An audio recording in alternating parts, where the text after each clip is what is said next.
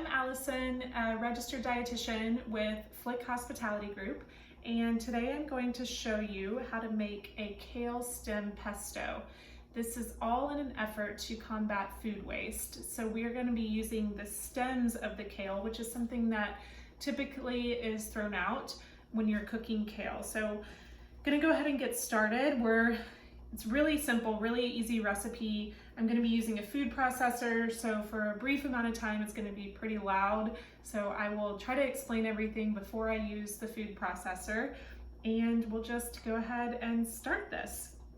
So we're going to take kale. Really any kind of kale can work for this because we're just using the stems. I have this curly leaf kale here today, and what you're going to do is wash the kale and then remove the leaves. So you probably are going to be using these leaves for something else, maybe in a saute or making kale chips or putting into a smoothie. But typically when you do that, you don't want to use up the stems because the stems can be pretty tough. So that's why this is such a great recipe. So I'm just taking these leaves off after I've washed the kale. And I have all of the stems here that typically would go into the trash, right? But we're going to use it today in this recipe. So once you have the stems, you're just going to rough chop them. This is going into the food processor, as I mentioned, so it really does not matter how you chop these.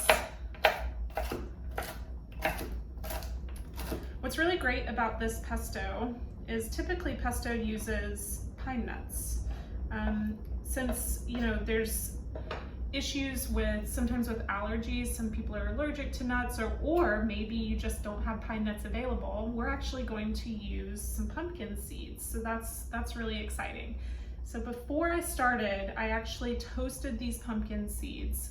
You can do that by putting them in the oven, 350 degrees for about 5 to 10 minutes. Don't want to burn them, or you can put them on a frying pan without any oil and just toast them on the stove top. So either way, just make sure that you get them nice and toasted. And we're going to put those pumpkin seeds into the food processor. So I did 1/4 cup of the pumpkin seeds.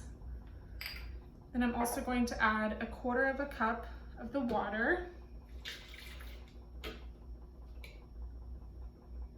I'm gonna go ahead and put in these pumpkin seeds. The kale stems. I already put in those pumpkin seeds. So we rough chop the kale stems, putting those in. This is about 4 ounces, or really what you would find in a bunch of kale. So I'm gonna show you also how to do the garlic. These are garlic cloves. We're gonna be using about 1.5 teaspoons of garlic cloves. And we need to get them minced before we put them into the food processor. So an easy way to do that is to cut off the ends. Sometimes the peel will come right off. Sometimes you have to actually just take the edge of your knife, and I'm going to mash it so that way I can get the peel off a little bit easier.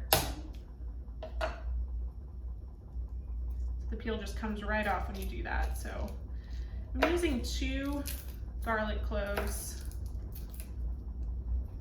You really cannot go wrong with the garlic. It's kind of a taste thing, so honestly, whatever amount of garlic you enjoy.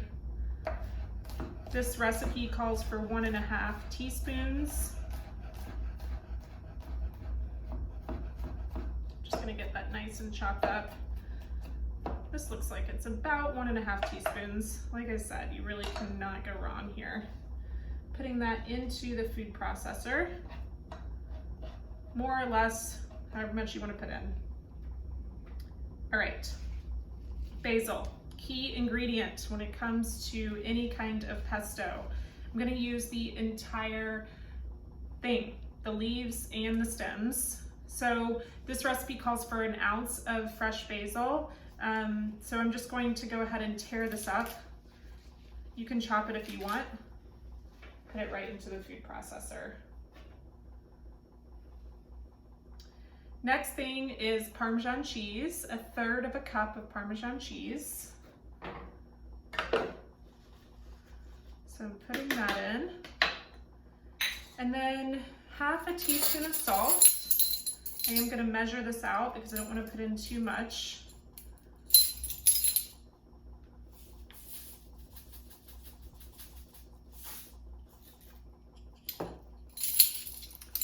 And I'm going to use the zest of a lemon. So the way you're going to get the zest is actually by taking the outer peel. So you don't want to get all the way down to the white part because that can get a little bit bitter, but just taking the color off of the peel here. So we are looking for about half a teaspoon, I'm sorry, 1.5 teaspoons of the zest. So I'm using a box grater. There are microplanes that you can use. I don't have one personally, so I just make do with this box grater. I'm just gonna use the fine side of the grater and then just zest the lemon. This is adding a lot of nice lemon flavor. It smells so good. And then the lemon is still great to use after you zest. So you can still use the lemon the same way, put it in some water, use it as, you know, in a recipe for a dressing. All right. So you can see, gives you the nice little color of the lemon. So 1.5 teaspoons. It's about half of the lemon zested. All right, so what we're gonna do here is I'm gonna put this into the food processor and start processing it. This is where it's gonna get a little bit loud.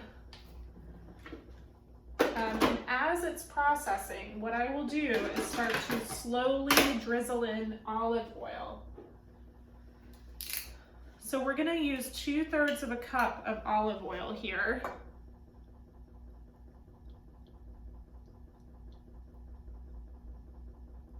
Just measuring this out.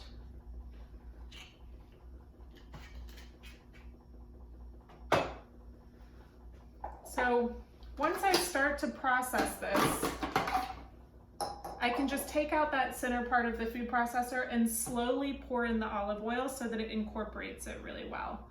So I'm gonna go ahead and get started. It's gonna be loud. Sorry about that.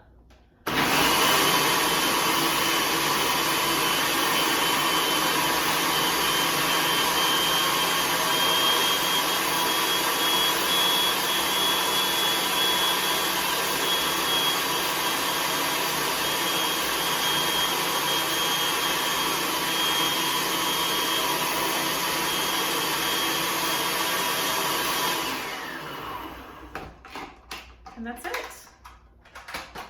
So now we have a delicious pesto that we can use on a variety of different things. So you can put this into a pasta.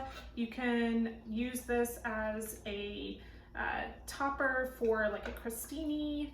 You can put it on a sandwich. So many different things that you can do with this. Really nice way to use up those stems and avoid putting them into the trash. So there it is. Hopefully you can see it. It's all ready to go. Have a nice day.